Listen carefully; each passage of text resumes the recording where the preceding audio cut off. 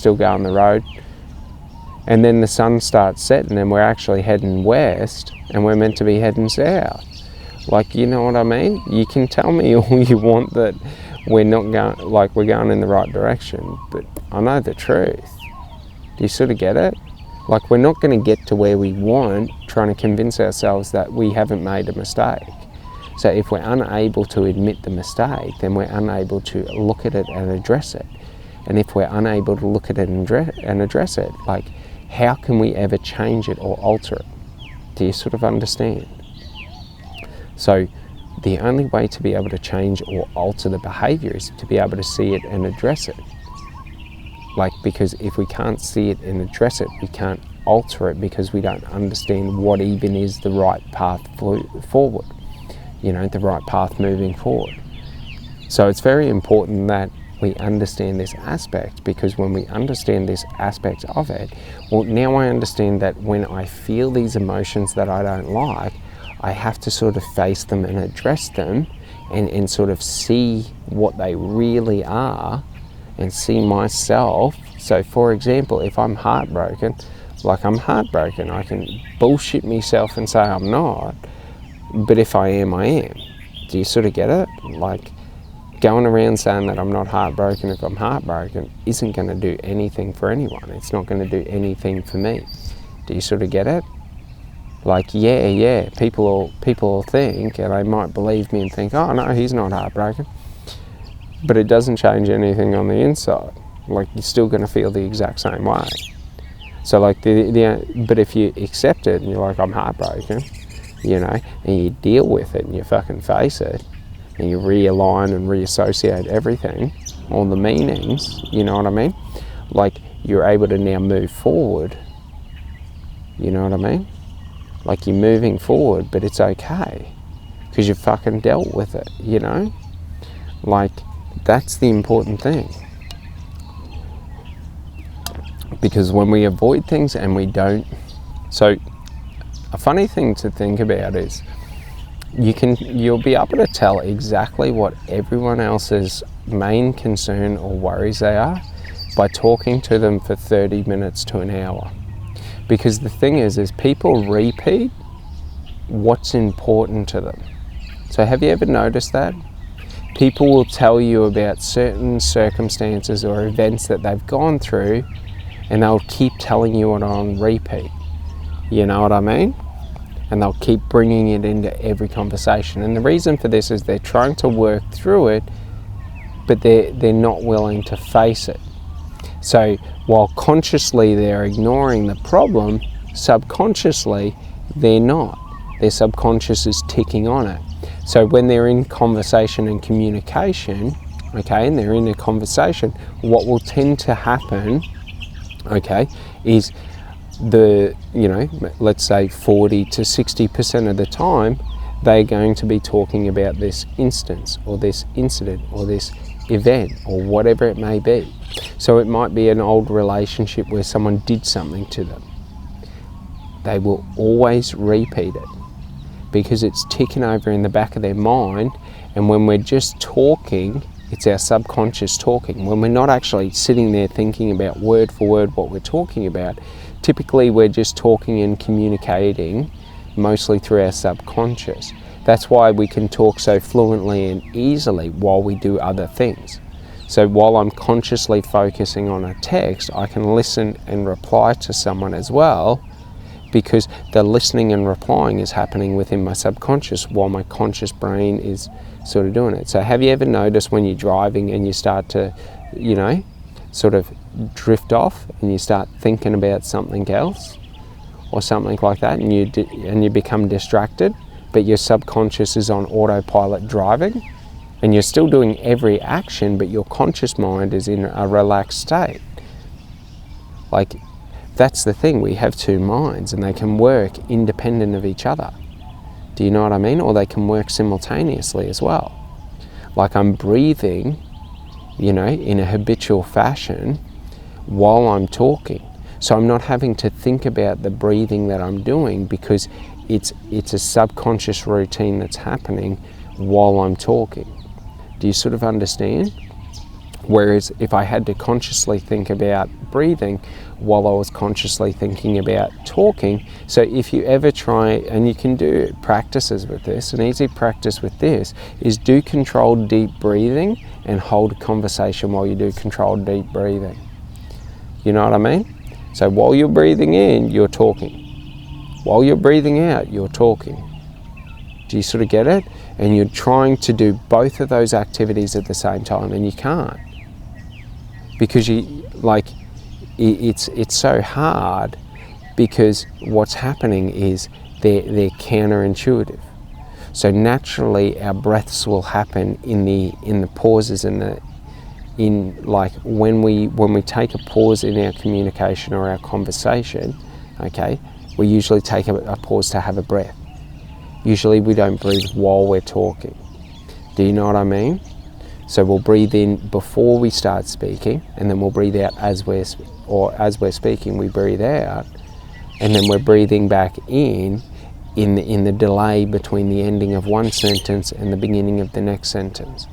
Do you sort of get it? But we can't breathe in while we're talking, because it's the same passage doing two different things. Do you sort of get it? While I can breathe in while I'm blowing out, okay, but when I'm talking, I can't do that, because I can't do two actions with it. So if I'm doing control breathing and I'm breathing in and out at the same time simultaneously, I can do that because that's one activity or one action. But if I'm trying to do that, then construct logical conversation and things like that, it's too difficult, because it's two sort of competing different focuses. Because I have a breathing pattern for when I talk, and then I'm trying to alter that natural breathing pattern. So it takes a lot of conscious attention to do that. That's why breathing exercises take so much focus, that we have to, focus really heavily on remaining in the rhythm of the breath and things like that. Do you sort of understand?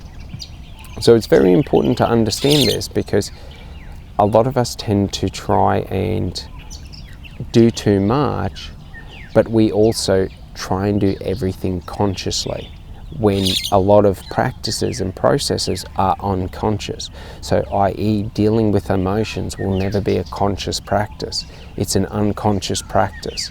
So we have to access the unconscious mind to be able to do that. So some people do it through hypnotherapy, some people do it through meditation. You know what I mean? You can do it through however you want to do it. You can do it through psychotherapy. You know what I mean? But you'll never be able to influence, not to say that you'll never be able to influence your emotional states through conscious language alone, but you won't be able to understand and process the experience without experiencing it. So that's why a lot of people fear their emotions and sort of can't handle it, is because they never learn a process to experience it in a safe manner. In terms of, when they give in to their emotions, they're not actually controlling their mind, in terms of their mind's not at peace. So their mind starts to tick over, and then they get into these heightened emotional states, and their mind starts to panic and things like that. It's new experiences panic us and things like that, because it's a lot of sensory data to process. So do you sort of understand? So the thing we got to do is we got to consciously, in a safe environment, take us into these places and become accustomed and acclimatized to them, so we become comfortable in the feeling. You know what I mean? And then that way what we're able to do is now we're able to process and deal with things, our emotions, so that we're able to keep ourselves in a nice calm emotional state, so that when I want to feel happy, all the negative emotions aren't coming with it.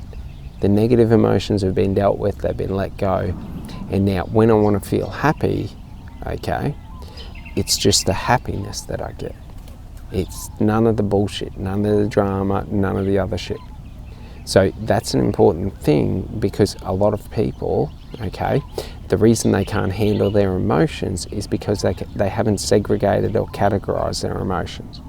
So it's sort of like they just put all their emotions into a bucket, and then basically to release one emotion is to throw the bucket. So it's uncontrollable.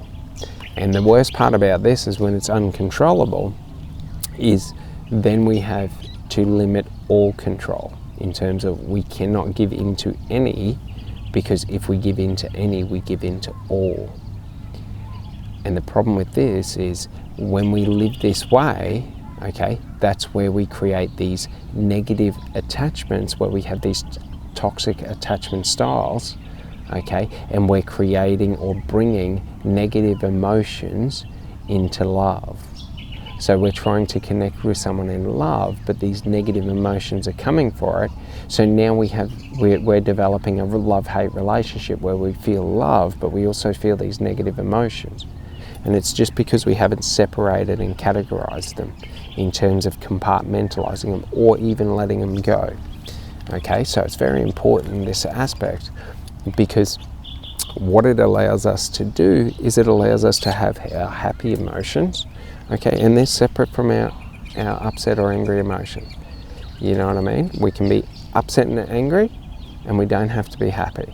Like, we don't have to mix them, because like I mentioned, the problem is that when we mix them and we're not aware that we're mixing them, we're unaware of why am I feeling stress and anxiety? Why am I feeling these negative emotions with love? Like, why does love scare me? Why does, vulnerability scare me? Why does, emotions scare me? Why does all these different things, because that's the thing. So I'm feeling love and I'm feeling fear. I'm feeling connection and I'm feeling fear. Do you sort of get it? So I'm feeling the good aspects of the connection, but I'm also feeling all these fears and insecurities and things like that. So that's what causes these sort of toxic behavioral tendencies and traits, because now it's sort of like, I don't know if I can trust myself to feel what I feel and all of this. So it's very important that we work through this and we sort of work through and understand why we feel emotions. Okay, so if I have, let's say, a fear of abandonment or negative emotions around abandonment, well, if I don't know why that is, then any form of abandonment, be it real or imagined, is, trauma to me, is negative. But I don't know which one it is. So, for example, let's say someone doesn't text you back for a day or two. It's sort of like, you know what I mean? Like, is that abandonment? Is that not? Like, is that what's causing me fear? Is that not? Like, we sort of got to work through it and figure out, like, what is the real one that's causing it, and for me, it's not being valued. So that's what causes a fear of abandonment, because people don't value you, they leave you. So, like, for example, now that I know that, it's sort of like, well, I know that fear comes from that. So it's sort of like, if I'm getting into a connection and that fear's there, but I'm not being, devalued or valued any less, it's not real, it's artificial. If I feel that fear and then I look at, let's say, the other person's actions and I go, yeah, they actually don't value me and all of this, well, it's sort of like, it's not that fear takes over now, it's sort of like that fear has sort of helped me to see the behaviours for what they are. So it's sort of like, our fear isn't a negative thing. Our fear is usually associated to what we don't want in life, because a lot of people associate what they don't want in life as being negative. So we fear negative because negative emotions or negative or stress chemicals cause us to enter fight or flight mode. So when I feel stressed about any situation or anything like that, I create fear within myself because I release stress hormones that create fight or flight. So they put me in that fear response mindset. They put me in that, like, literal chemical or biochemical state where it's fight or flight, okay? And that's a fear response in terms of, you know, we have to either take action to avoid this situation and get out of it, or we have to, you know, attack and hurt the other person. Do you sort of get it? So you see that in people's behavior when they get into these sort of, if they have like commitment issues or anything like that, where it's sort of, it's easier for me to either attack you or to distance myself from you, you know what I mean, than to, you know, address the situation or deal with the situation. And it's not that it's a conscious decision, but it's sort of like a fear response. So it's an unconscious emotional response. And the worst part about this is we become blind to it, where the narrative that's being created is it's a protective measure. So like, it's sort of like, think about it like this. Most guys, when they're going to get into a fight, usually they're trying to amp themselves up. But a lot of the time, what they're trying to do is activate that fear response, where they get their adrenaline and they activate that fight or flight. You know what I mean? You know, and usually the goal is to activate the fight or flight intentionally. We can choose which one we want to go with. Do you know what I mean? Like, we might choose to go with fight until we get punched in the face and then go, oh no, I don't want to fight, and run away.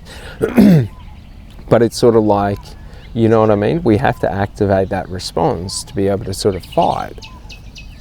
So it's sort of like, you know, we can fight without that response activated, but like, people think that fear gives you advantage, and it does to a certain extent or a certain state, but it's also like, fear causes you to hyper-focus on things. So like, for example, in a fight, fear causes us to hyper-focus on their body language and their body movement.